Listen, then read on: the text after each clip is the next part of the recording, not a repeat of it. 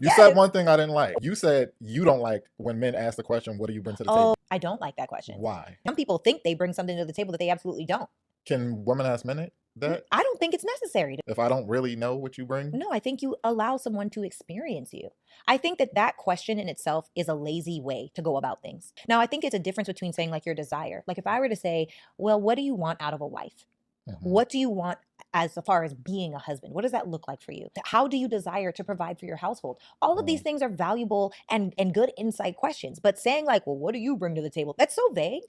No, it's really not. I think it's very vague. insightful in the analogy. It's a very good question to ask women. Tell me because why. Women normally bring out their narcissism when you ask that question. What's the most popular answer that women give to that question? I am the table. And it's just a big red flag that they're narcissists. And they're avoiding a good question. Okay, so two-part question. One, what is the answer that you want? And two, why is that narcissistic to say I am the table? All right. So for one, that answer doesn't hit like how they think it hits, saying you are the table, because you're not even saying what type of table you are. Yeah. Are you that antique table at Big Mama's house that's been there for 50 years and it's going to last and stay strong? Right. Or are you that folding table where we can't even put anything on there? Right. You're not durable. You won't last. Right. And then it's narcissistic because what does the table do at dinner time? The table just exists and we bring everything to the table. That's a narcissist. You don't got to do nothing, just exist, and everything revolves around you.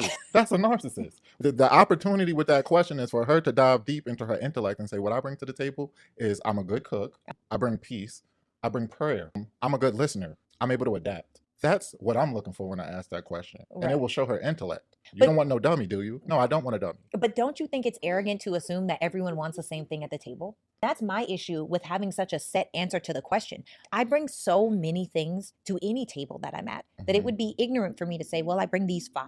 My best superpower is being able to identify what does the table need and or orchestrating.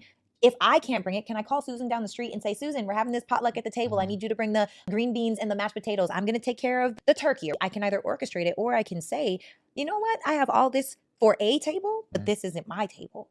So I think that it's silly to just directly answer that question. That's my qualm with the question. And same for a man. If I were to ask a man, what do you bring to a table? And he were to be like, well, I'm a provider and I'm a protector. What does that mean? Yeah.